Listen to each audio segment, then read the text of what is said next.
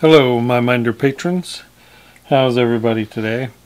This is going to be kind of a combined studio tips video and sketchbook peeks. Probably not a technique that's new to a lot of you. You probably have seen this before, but it's still fun. And I just wanted to kind of throw it out there. Maybe it's something you want to play with. And I'm going to demonstrate. By the way, this is just a little sketchbook pad of Winsor Newton Pro. Really nice paper. I just use this sometimes for swatching and testing. And what I'm going to do is some branches and maybe even some foliage using the straw blowing technique. And if you've never tried this, it's really a lot of fun. It's actually something that I've meant to incorporate more than I ever actually do, but it's really cool. I want to show you how I do it and how I have done it. Basically, just start painting some trees or some branchy shapes, and I'll also show you this with foliage. And you want a fairly fat brush that it comes to a point that would be better, but you want something basically that holds a lot of water because you need to put down a lot of water. And get a pool, get in your shape, your branch shape, get a nice little pool. Now I'm using bendy straws, and I put the bend at the bottom because I want to be able to blow away. So those of you who hyperventilate or get dizzy easy from blowing, just be careful. It will take probably a good burst of breath to get the little branchy shapes.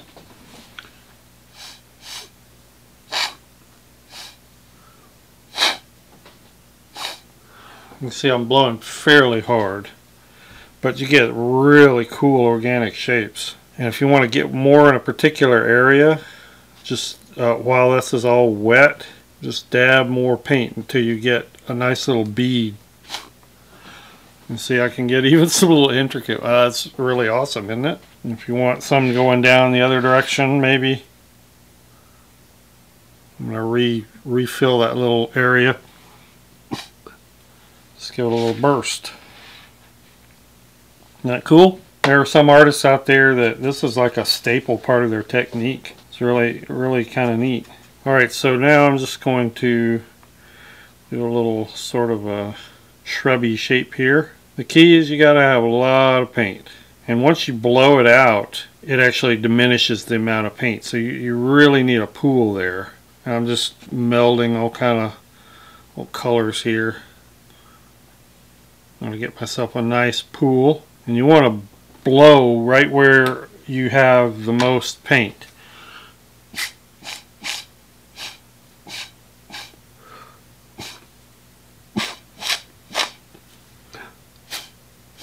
And you'll see paint flow into those areas that you blew.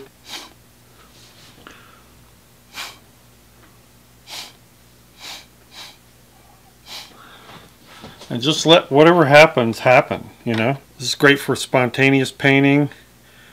You can go in there and just add a few little other foliage shapes, and since that's also wet, they will merge. I specifically was testing on this paper because this paper has good lifting ability, and so I'm going to come back. I'm going to let these dry. Sorry for the glare. Actually, before it completely dries, I'm just going to show you what I'm doing. I like to lift a little bit with a dry brush. Just go ahead and create some highlights and form. This is almost nearly dry, so I'm not going to touch that. But I'll probably be able to lift some highlights in there. I'll finish letting that dry. Alright, this is dry, so I'm just going to go quickly in here and add some little shadowy areas.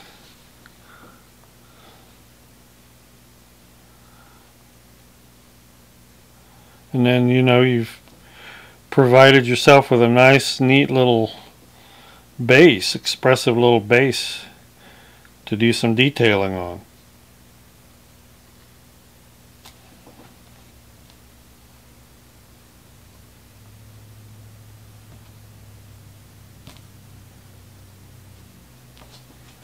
Same thing with these.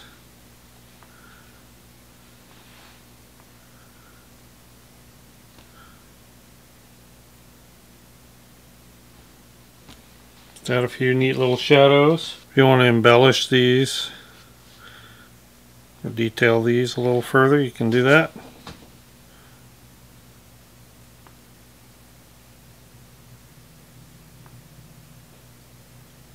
So you want to be careful not to destroy some of the cool expressiveness of those and organic look of those blown out branches.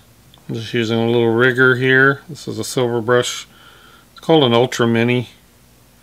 It's like a slightly longer pointed round, not quite as long as a lot of riggers, since I know some of you probably are going to ask. So number 6. If you want to do a little highlighting, let's come in with a little stiff bristle brush. This is a nylon bristle brush, another silver brush. This is a silver white. I use it as a scrubber lifter.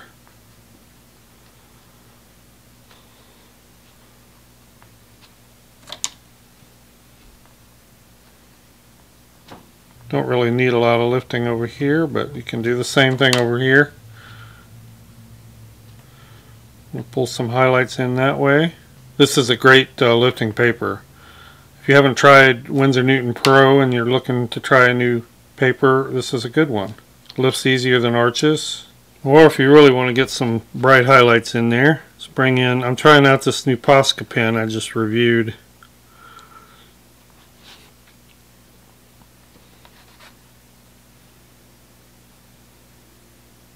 This is actually the brush, the real brush.